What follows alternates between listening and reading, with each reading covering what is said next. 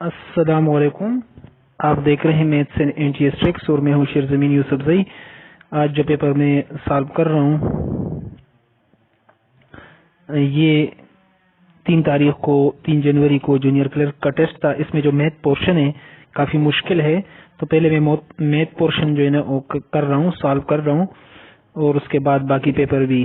तो मैथ के क्वेश्चंस क्योंकि थोड़े से मुश्किल है, तो ये हमारे पास पूरा पेपर आप देख सकते हैं। पेपर आपको पहले दिखा दूं तो इसमें जगह जगह पर मैथ के क्वेश्चंस कुछ शुरू से हैं, कुछ दरमियान से, कुछ एंड पर हैं। एक सीरियल में मैथ के क्वेश्चंस उस तरह नहीं दिए। ये पूरा टेस्ट है, ठीक है। यहाँ पर पहले जो क्वेश्चंस इस पेपर में जो दिया गया है वो मेरे ख्याल में गालिबन 7वें नंबर पर है, ये शायद इससे पहले भी हो। ये 7वें नंबर पर मैथ का क्वेश्चंस मौजूद हैं। इसी तरह और भी ये पूरा कंप्लीट टेस्ट है। तो अब हम इसकी सोल्यूशन की तरफ चलते हैं। तो वीडियो को गौर से देखें। अब स्टार्ट कर। अस्सलाम वालेकुम। अच्छा जी, चलो क्वेश्चंस की तरफ चलते हैं।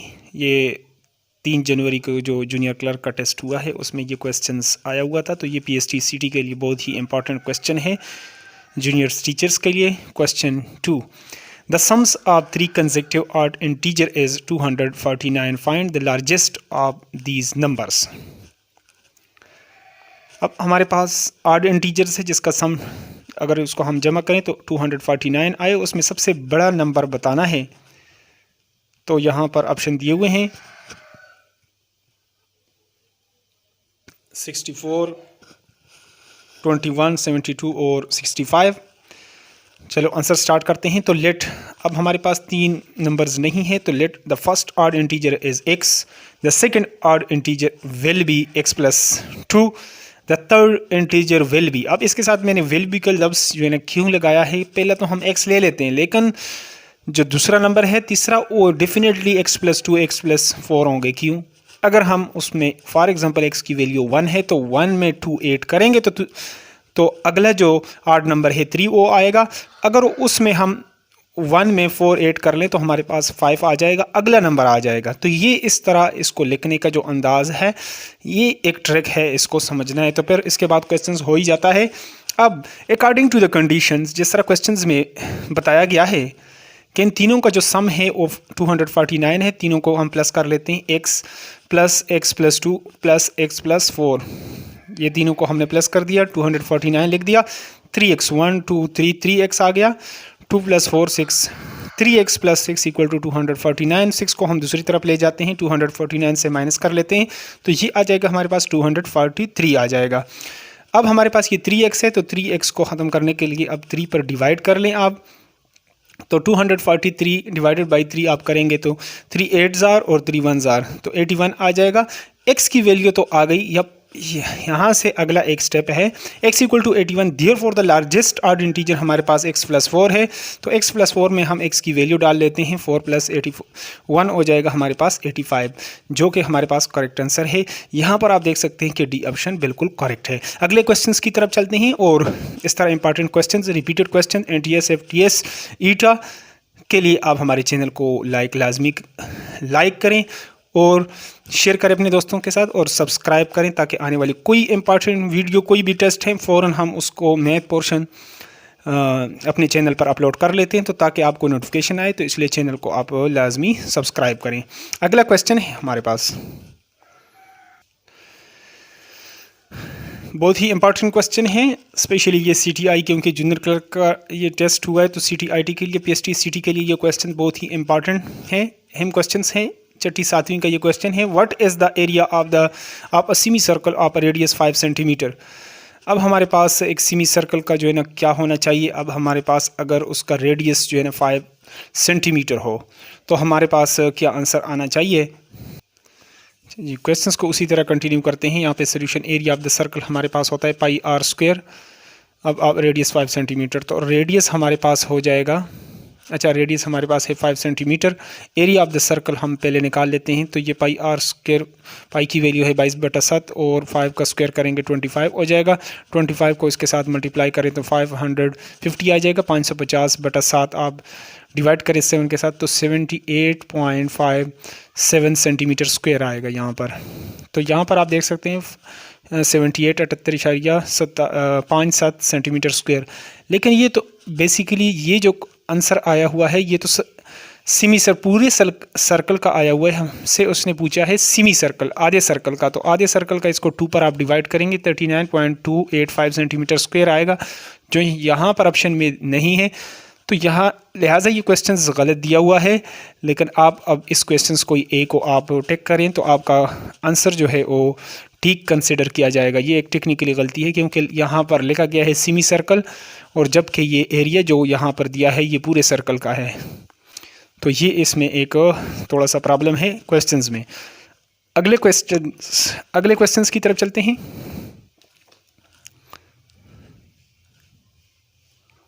अगला क्वेश्चन है हमारे पास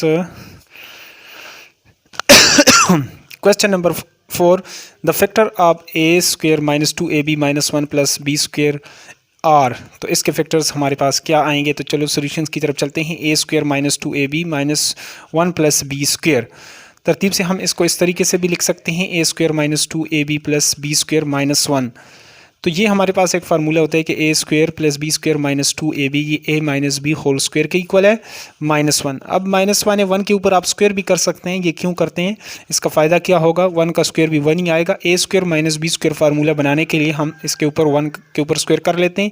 तो जब स्क्वायर कर लें तो ए माइनस बी होल स्क्वायर, अच्छा ए स्क्वायर माइनस बी स्क्वायर का फार्मूला अगर हम लगाएं तो एक बार इसको माइनस में लिख लेंगे और एक बार प्लस में। तो ए माइनस बी प्लस 1 एक बार और एक बार माइनस में ए माइनस बी माइनस 1 एक बार इसको हम, तो ये 2 फैक्टर्स आ जाएंगे इस तरीके से।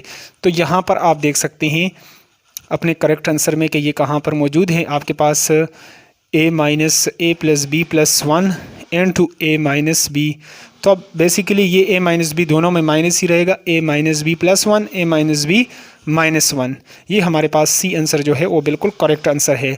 तो maths and NTS tricks by Sherzabeen Yousafzai, इस चैनल को आप लाइक करें, अपने दोस्तों के साथ शेयर करें। अगले क्वेश्चंस की तरफ चलते हैं। अगला क्वेश्चन है बहुत ही इंपॉर्टेंट क्वेश्चन है। An employee's annual salary was increased by Rs 15,000 and her new annual salary is now Rs 90,000. What is the percentage of this increase? तो ये इसमें कितना इंक्रीज़ जो है ना, ये कितने % उसकी सैलरी इंक्रीज़ हुई है।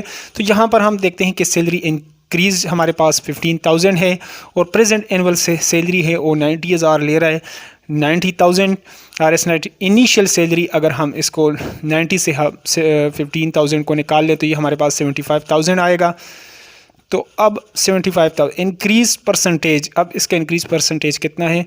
अच्छा 15,000 उसकी सैलरी ज़्यादा हुई है। 15,000 डिवाइडेड बाई इनिशियल सैलरी उसकी वो 75,000 है, मल्टीप्लाई बाई 100। तो ये 30 के साथ आप ख़त्म कर लें। 15 1 15, 15 5 15 5 75।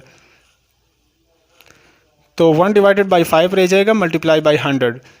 तो 5 2 10 और एक 0 लगा दें, यानी 20 पंजे 100। तो ये 20% आ जाएगा आपके पास जो करेक्ट आंसर है। तो यहाँ पर आप देख सकते हैं आपके पास सी आंसर में आपके पास करेक्ट आंसर मौजूद है 20%, ये आपके पास मौजूद है। तो यही हमारे पास करेक्ट आंसर है। अगले क्वेश्चंस की तरफ चलते हैं। इंपॉर्टेंट क्वेश्चन है PSTCT और SST के लिए, DMPT के लिए और जूनियर क्लर्क के लिए भी नेक्स्ट टाइम। ये बहुत इंपॉर्टेंट कंसेप्ट्स हैं, हर एक क्वेश्चन में अलग कंसेप्ट है, यहाँ से आपको कंसेप्ट मिलता है। अगले क्वेश्चंस की तरफ चलते हैं। अगला क्वेश्चन है मेरे पास जो पेपर था, मैंने पेपर आपको दिखाया हुआ है, उसमें हमारे पास क्वेश्चन नंबर 36 पर जो क्वेश्चन मौजूद है, विच नंबर, ये जगह जगह पर इसने मैथ के क्वेश्चंस दिए हैं, एक जगह पर नहीं दिए हैं, तो इसलिए मैं इसको इस तरीके पर नंबर मैंने किए हुए हैं, वहाँ से आप पेपर में से इसको चेक कर सकते हैं। Question number 36, which number in the answer choice below is not equivalent to the other number. 3-4 option मौजूद हैं। सोल्यूशन की तरफ चलते हैं। पहला इसको हम सॉल्व कर लेते हैं 0.6 को। तो 0.6 अगर पॉइंट ख़त्म करें तो नीचे 1 लगा देंगे, तो अगले हिस्से के नीचे हम 0 लगा देंगे, तो 6/10 आ जाएगा। तो 2 पर डिवाइड करें, 2 3 6 और 2 5 10, 3/5 आ जाएगा। अगले इसको सॉल्व करते हैं कि चाहते क्या हैं, इसको ज़रा आप गौर के साथ देखें। 60 बाई % को हटाएंगे, नीचे 100 हो जाएगा, 0 को 0 के साथ, फिर 6/10 आ जाएगा, 6/10 से वही 3/5 ही आएगा। इसी तरह 3/5 सी ऑप्शन पर मौजूद है, तो ये भी 3/5 है। नेक्स्ट जो अगला डी ऑप्शन है वो 6% है, तो 6% को हटाएंगे, नीचे 100 हो जाएगा। इसको अगर हम 2 3 आर 6 और 50 दूनी 100 हो जाएगा, 3/50। बाकी सारे इक्विवेलेंट फ्रैक्शन है, मतलब ये जो है ये तीनों इक्विवेलेंट फ्रैक्शन है, एक जैसे हैं, क्योंकि सॉल्व करते हैं तो एक जैसी वैल्यू हमें रेशो वो चीज़ मिल रही है। यहाँ पर डी आंसर ये सिर्फ डिफरेंट है, तो यही हमारे पास करेक्ट आंसर है डी, ये हमारे पास करेक्ट आंसर है। शेर ज़मीन यूसुफजई मैथ्स एंड एंटीएस ट्रिक्स को आप लाजमी लाइक करें, लाइक तो बनता ही है, इतना कंजूसी ना करें, लाइक ज़रूर क्या करें। अगले क्वेश्चंस की तरफ चलते हैं। अगला क्वेश्चन है हमारे पास क्वेश्चन नंबर 14। ये 14 मेरे पास जो पेपर मैंने बताया हुआ है, दिखाया हुआ है शुरू में वीडियो में, तो उसमें हमारे पास ये 14 नंबर पर मौजूद है। Umar sold 2 glasses of milk for every 5 sodas he sold 10 glasses of milk, how many sodas does he sell, तो वो कितने बेचेगा। तो अब मिल्क और सोडा है, तो मिल्क और सोडा हम यहाँ पर लिख लेते हैं, मिल्क और सोडा लिख लेते हैं। अब 2 glasses है तो ये 5 सोडाज हैं, अब 10 glasses हो तो उसके लिए कितना सोडाज है, तो x डाल लेते हैं।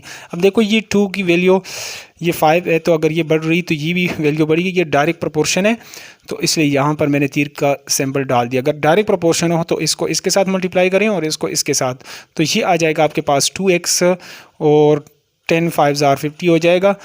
तो अब नेक्स्ट x को इसके साथ 2 है, तो 2 पर इधर भी डिवाइड करें, इधर भी डिवाइड कर लें, तो 25 दूनी 50 हो जाएगा, 225 आर 50 हो जाएगा। तो 25 हमारे पास करेक्ट आंसर है, ये सी नंबर पर हमारे पास मौजूद हैं। अगर वीडियो आपको अच्छी लगी है तो काइंडली चैनल को लाजमी लाइक ज़रूर किया करें और सब्सक्राइब करें, ताकि आने वाली कोई इंपॉर्टेंट वीडियो आपसे मिस ना हो। इसका फ़ायदा ये होगा कि आपको टाइम पर नोटिफिकेशन आएगा। Thanks for watching the video.